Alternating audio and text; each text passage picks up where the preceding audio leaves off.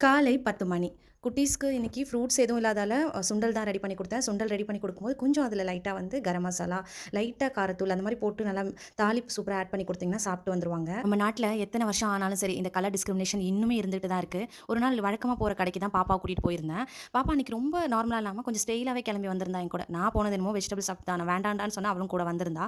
பொதுவா நான் வெளிய போம்போது பாப்பாவ தான் அதிகமா வெளிய கூட்டிட்டு போவேன். நான் மட்டும் வெளிய போறேன்னா, ஹஸ்பண்டும் தம்பி வீட்ல இருந்தா கூட நான் பாப்பாவ கூட்டிட்டு வெளிய போவேன். ஏன்னா, எனக்கு அவ கொஞ்சம் ஹவுஸ் ஹோல்ட் திங்ஸ்லாம் ரொம்பவே இன்ட்ரெஸ்ட் எடுத்து எல்லாமே பண்ணி குடுப்பா. ஹெல்ப் நான் கேட்கவே தேவையில்ல.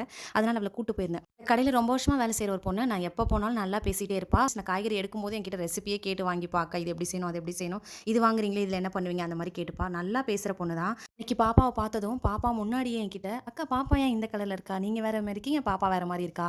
நீங்க வேற மாரி ஸ்டைலா ஒரு மாரி இருக்கீங்க, பாப்பா ஒரு மாரி இருக்கா. உங்க அப்பா மாதிரியா அவ?" அப்படின்னு சொல்லி கேட்டா.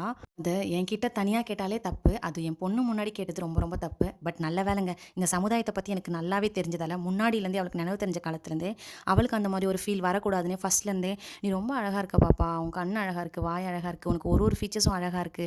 அப்படின்னு வந்து நான் சொல்றது இல்லாம, என் ஃப்ரெண்ட்ஸுங்க என்கிட்ட சொல்றதையும் எடுத்துட்டு வந்து அவள்ட்ட சொல்லுவேன். அவள எப்பவுமே வந்து நெகட்டிவா ஃபீல் பண்ண விட்டதே கிடையாது. "காக்கைக்கும் தன் குஞ்சு பொன் குஞ்சு" அப்படி அப்படின்றதால சொல்லல. உண்மையிலேயே நான் அவள ரொம்ப ரசிச்சு பார்த்துருக்கேன். மேடமும் எப்படின்னா, அப்படி ஃபீல் பண்ற ஆள்லாம் இல்ல. அவ பயங்கரமா வந்து அவள வந்து ஸ்டைலிஷா மேக்கப் பண்ணிட்டு வெளிய போற ஆள் தான். என்கிட்ட பைக்ல வரும்போது சொல்லிட்டே வரா. "அவங்க எப்படி கேட்கறாங்க பாருங்கம்மா என் முன்னாடி" அப்படின்னு சொல்லிட்டு. பட் தைரியமா தான் இருந்தா. வீட்டுக்கு வந்ததும் அவங்க அப்பா கிட்ட சொல்றா. "என் முன்னாடியே அந்த அக்கா அப்படி கேட்கறாங்கப்பா அம்மா கிட்ட." இந்த மாரி உங்களுக்கு நடந்தா நீங்க எப்படி பதில் சொல்லியிருப்பீங்கன்னு மறக்காம கமெண்ட் பண்ணுங்க. நாளைக்கு பார்க்கலாம். பாய்.